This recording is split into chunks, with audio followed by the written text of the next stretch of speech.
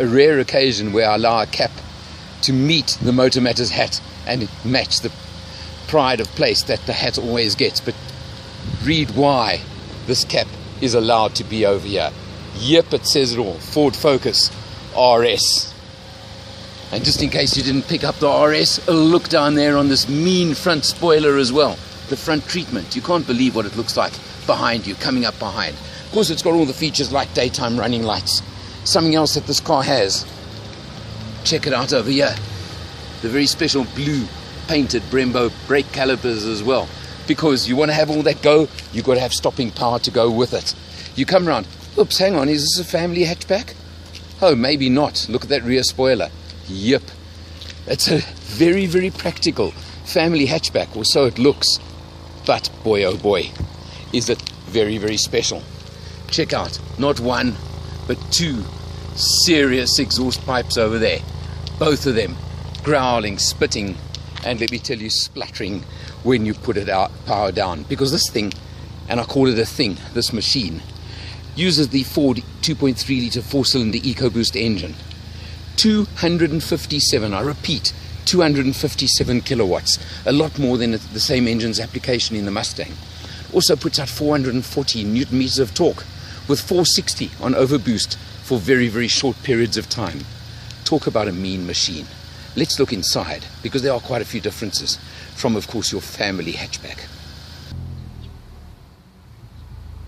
When you start up the engine, did you see that RS that flashes up on the little screen? Yep, again, just proving that this is the Focus RS. Let's just start off with one or two facts over here. You can see I've done about 370 kilometers on this test, averaging 10.1 liters per 100 kilometers.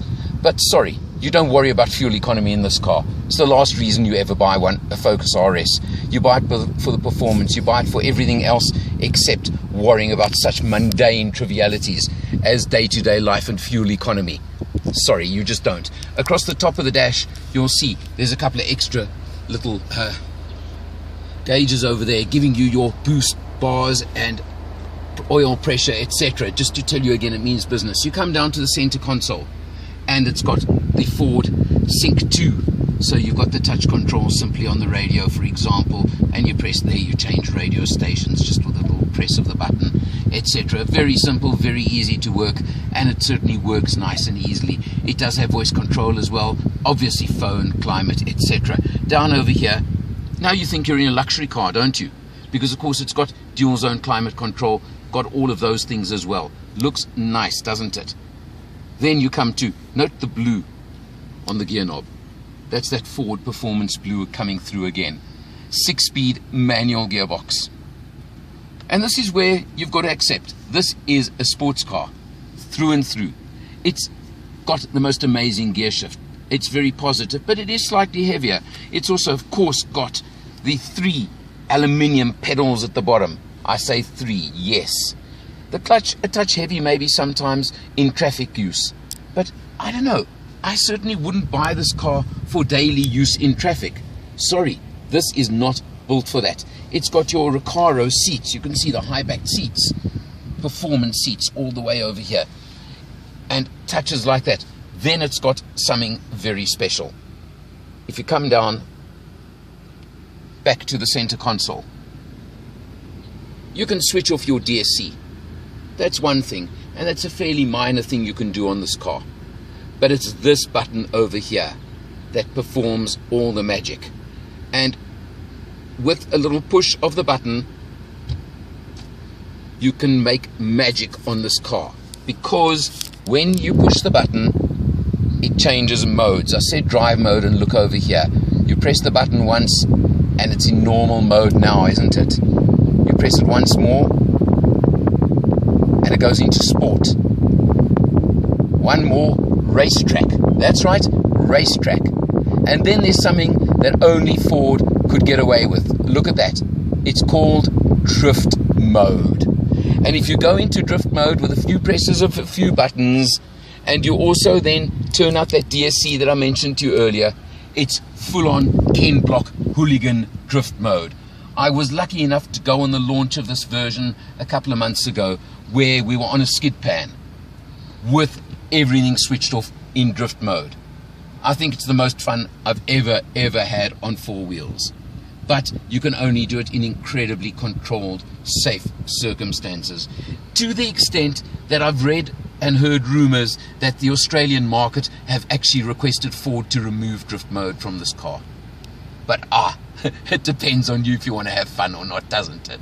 Depends on how much the hooligan in you wants to come out. That's what you've got to decide and what you've got to work out.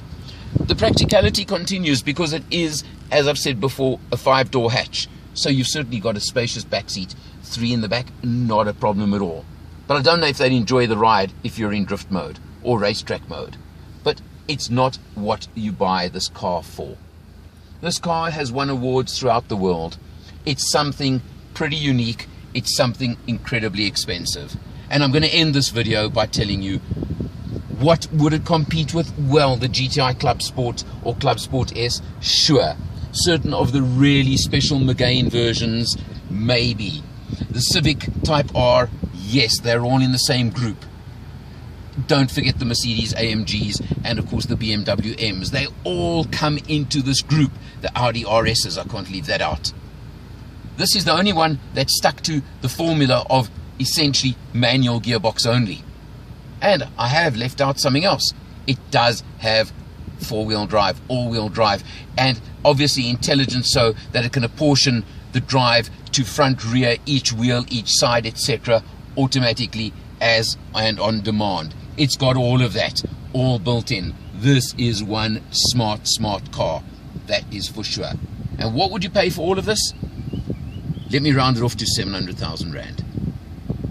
For the performance car that, I don't know, there are a couple of competitors, as I've said, price-wise, well, they vary, but it's just something that is almost untouchable. I've had fun with this test, that's for sure. For Motor Matters, I'm Alan R, and I'll see you next time.